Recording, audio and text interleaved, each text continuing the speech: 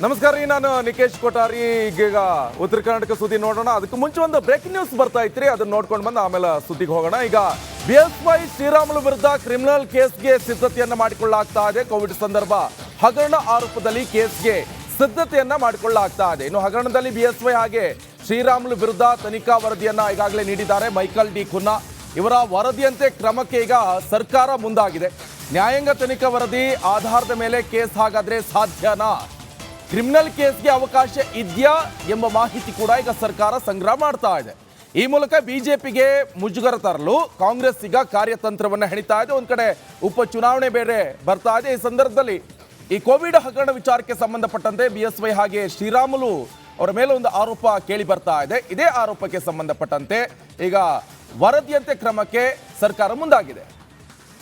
ಈ ಬಗ್ಗೆ ಹೆಚ್ಚಿನ ಡೀಟೇಲ್ಸ್ ಅನ್ನು ಕೊಡ್ತಾರೆ ನಮ್ಮ ಪ್ರತಿನಿಧಿ ಸಂಜಯ್ ಫೋನ್ ಸಂಪರ್ಕದಲ್ಲಿ ಜಾಯ್ನ್ ಆಗ್ತಾ ಇದ್ದಾರೆ. ಸಂಜಯ್, ಏನಾಗ್ತಾ ಇದೆ ಪ್ರಕರಣದಲ್ಲಿ, ಅಪ್ಡೇಟ್ ಏನು ಕೊಡ್ತೀರಾ? ಆಮೇಲೆ ಇವರು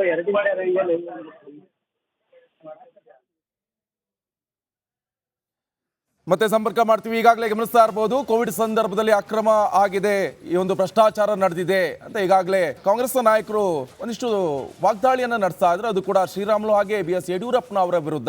ಈ ಕೋವಿಡ್ ಸಂದರ್ಭದಲ್ಲಿ PPE ಕಿಟ್ಗಳನ್ನು ಚೈನಾದಿಂದ ತರಿಸ್ಕೊಂಡಿದ್ರು, ಅದು ಭ್ರಷ್ಟಾಚಾರ ನಡೆದಿದೆ ಅದರಲ್ಲೂ ಕೂಡ ಎನ್ನುವಂಥದ್ದು ಕೂಡ ಆರೋಪ ಕೇಳಿ ಬರ್ತಾ ಇದೆ.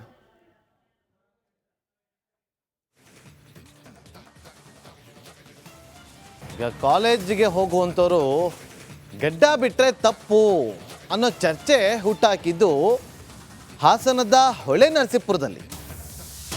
ಗಡ್ಡ ಗಲಾಟೆ ತಾರಕಕ್ಕೇರ್ತಾ ಇತ್ತು. ಆದರೆ ಈಗ ಈ ಕೇಸ್ ಇತ್ತಲ್ಲ, ಗಲಾಟೆ ಕೇಸ್, ಅದು ಸುಖಾಂತ್ಯ ಆಗಿದೆ.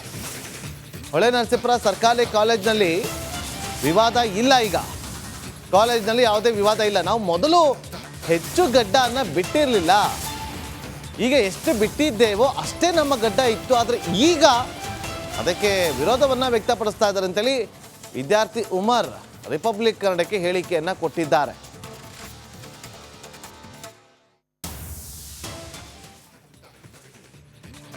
ನೋಡಿ, ಉಮರ್ ರಿಯಾಜ್ ಭಟ್ ಅಂತೇಳಿ ಅವರು ಏನು ಟ್ವೀಟನ್ನು ಮಾಡಿದರು, ಆ ಟ್ವೀಟನ್ನು ನೀವು ಗಮನಿಸ್ತಾ ಇದ್ದೀರಿ.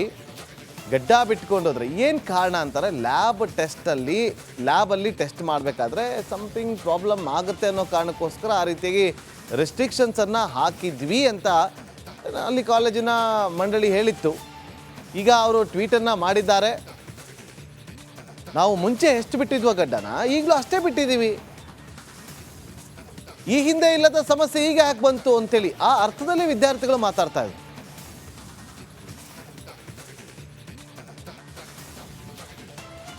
ಅವರು ಏನು ಮಾಡಿದರು ಅಂದರೆ, ನಾವು ನಮ್ಮ ಟ್ರೆಡಿಷನ್ ಪ್ರಕಾರ ನಾವು ಗಡ್ಡವನ್ನು ತೆಗೆಯೋದಿಲ್ಲ ಅಂತ ಹೇಳಿದರು. ಸೊ ನಾವು ಸ್ವಲ್ಪ ಒತ್ತಾಯ ಮಾಡಿದ್ದಕ್ಕೋಸ್ಕರ ಆ ಒಂದು ಜೊತೆಗೆ ಅವರು ಸರಿಯಾಗಿ ಕ್ಲಾಸಿಗೂ ಬರಲ್ಲ, ಆಮೇಲೆ ಸರಿಯಾಗಿ ಕ್ಲಿನಿಕಲ್ಗೂ ಹೋಗಲ್ಲ. ಹೋದರೂ ಕೂಡ 8 ಗಂಟೆಗೆ ಹೋಗೋ ಬದಲು 10 ಗಂಟೆಗೆ ಹೋಗ್ಬಿಟ್ಟು ಸರಿಯಾಗಿ ಒಂದು ನಮ್ಮ ಕಾಲೇಜಿನ ಶಿಸ್ತು ಪರಿಪಾಲನೆ ಮಾಡೋದಿಲ್ಲ. ವಿಜಯ್ ಕುಮಾರ್ ಅಂತ ಕ್ಲಿನಿಕಲ್ ಇನ್ಸ್ಟ್ರಕ್ಟ್ರು ಸುಮಾರು ಬಾರಿ ಕ್ಲಿನಿಕಲಲ್ಲಿ ನೀವು ಡಿಸಿಪ್ಲಿನ್ ಮೇಂಟೈನ್ ಮಾಡಿ, ಶಿಸ್ತನ್ನು ಮೇಂಟೈನ್ ಮಾಡಿ ಹೇಳಿದ್ರು ಕೂಡ ಸ್ವಲ್ಪ ಕ್ಲಿನಿಕಲಲ್ಲಿ ವಿದ್ಯಾರ್ಥಿಗಳನ್ನು ಜೋರಾಗಿ ಹೊರಗೆ ನಿಲ್ಲಿಸಿದ್ದರಿಂದ ವಿದ್ಯಾರ್ಥಿಗಳು ತಮ್ಮ ಒಂದು ಅಟೆಂಡೆನ್ಸು ಮತ್ತು ಇತರ ಟೆಸ್ಟ್ಗಳಲ್ಲಿ ಕಡಿಮೆ ಮಾರ್ಕ್ಸ್ ಬಂದದ್ದರಿಂದ ಕೆಲವು ಟೀಚರ್ಗಳು ಎಕ್ಸಾಮ್ ಕೊಡೋದಿಲ್ಲ ಅಂತಲೂ ಹೇಳಿದರು. ಅದಕ್ಕೋಸ್ಕರ ಈ ವಿಷಯವನ್ನು ಇದಕ್ಕೆ ಒಂದು ಲಾಭ ಪಡೆಯೋಕ್ಕೋಸ್ಕರ ಈ ವಿಷಯವನ್ನು ಹೈಲೈಟ್ ಜಮ್ಮು ಕಾಶ್ಮೀರ ವಿದ್ಯಾರ್ಥಿಗಳು ತುಂಬ ಒಂದು ಹೈಲೈಟ್ ಮಾಡ್ತಾ ಇದ್ದಾರೆ. ಎಷ್ಟು ಜನ ಇದ್ದಾರೆ ಸರ್? 13 ಜನ ವಿದ್ಯಾರ್ಥಿಗಳು ಇದ್ದಾರೆ. ಆ ಹುಡುಗರು ಒಂದು ಅವರೇ ಕೈ ಬರ್ಕೊಟ್ಟಿದ್ದಾರೆ. ಪ್ರಾಬ್ಲಮ್ ಇಲ್ಲಿ ಸಾಲ್ವ್ಡ್.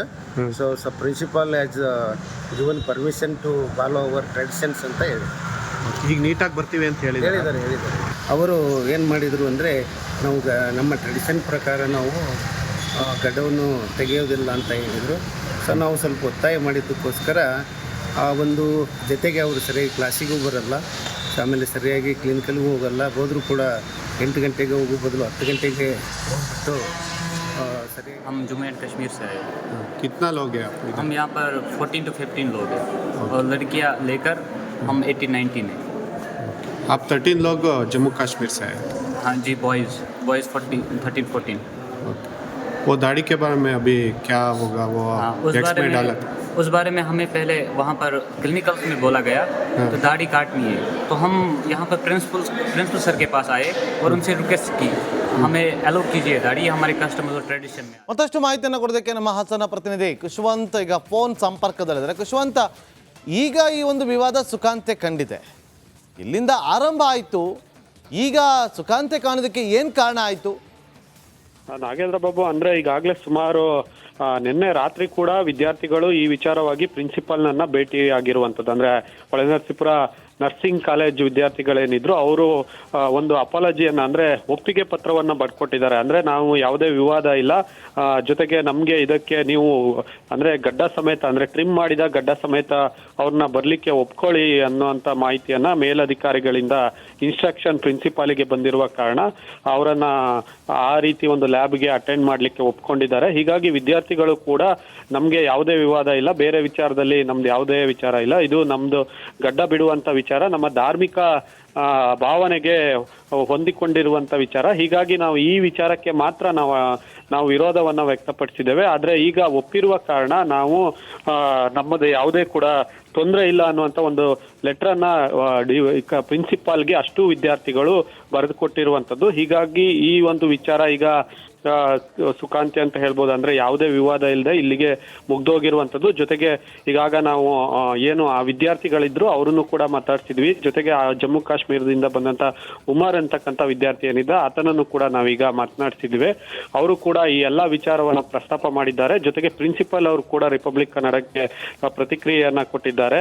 ಆದ್ರೆ ಏನು ಕಾಲೇಜಿಗೆ ಬರುವಂತಹ ನಿಯಮ ಏನಿದೆ ಕೇವಲ ಅದು ಇವರಿಗೆ ಮಾತ್ರ ಮಾಡಿಲ್ಲ, ಸುಮಾರು 200-300 ವಿದ್ಯಾರ್ಥಿಗಳಿರುವಂತಹ ಈ ಒಂದು ಕಾಲೇಜಿನಲ್ಲಿ ಎಲ್ಲರಿಗೂ ಕೂಡ ಈ ಒಂದು ಡಿಸಿಪ್ಲಿನ್ ಏನಿದೆ ಕೇಳಿ ಇದು ನರ್ಸಿಂಗ್ ಕಾಲೇಜ್, ಮತ್ತೆ ಇಲ್ಲಿ ಕ್ಲಿನಿಕಲ್ ಲ್ಯಾಬ್ಗೆ ಹೋಗ್ಬೇಕಾದ್ರೆ ಎಲ್ಲರೂ ಕೂಡ ಒಂದೇ ತರ ಹೋಗ್ಬೇಕು ಅನ್ನುವಂಥದ್ದು ಸಹಜ, ಎಲ್ಲರಿಗೂ ಗೊತ್ತಿರುವಂತ ವಿಚಾರ.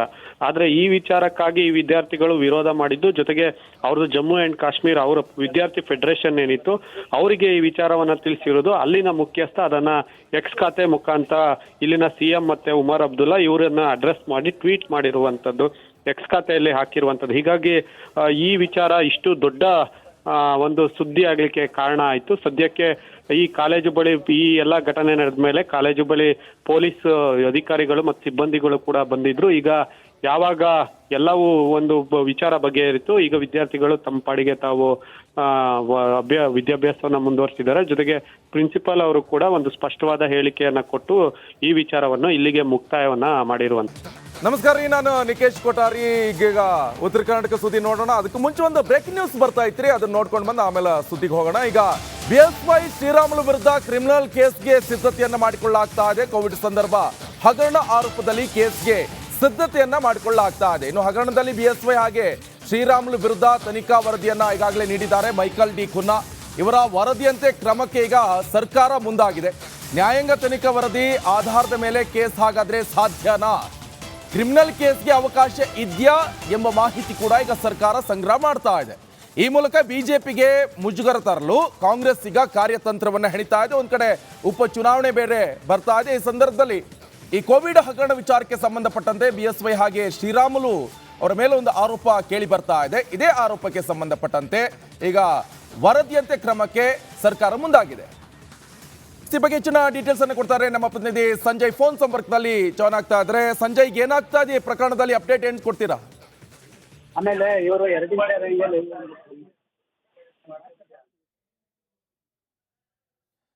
ಮತ್ತೆ ಸಂಪರ್ಕ ಮಾಡ್ತೀವಿ. ಈಗಾಗಲೇ ಗಮನಿಸ್ತಾ ಇರಬಹುದು, ಕೋವಿಡ್ ಸಂದರ್ಭದಲ್ಲಿ ಅಕ್ರಮ ಆಗಿದೆ, ಈ ಒಂದು ಭ್ರಷ್ಟಾಚಾರ ನಡೆದಿದೆ ಅಂತ ಈಗಾಗಲೇ ಕಾಂಗ್ರೆಸ್ ನಾಯಕರು ಒಂದಿಷ್ಟು ವಾಗ್ದಾಳಿಯನ್ನು ನಡೆಸ್ತಾ ಇದ್ರು. ಅದು ಕೂಡ ಶ್ರೀರಾಮುಲು ಹಾಗೆ BS ಯಡಿಯೂರಪ್ಪನವರ ವಿರುದ್ಧ.